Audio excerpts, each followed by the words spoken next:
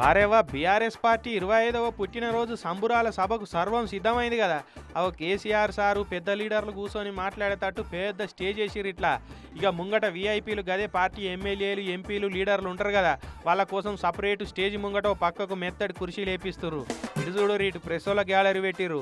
వచ్చిన కార్యకర్తలు కూర్చునేందుకు లక్షల కొద్ది కుర్చీలు వేపిస్తున్నారు.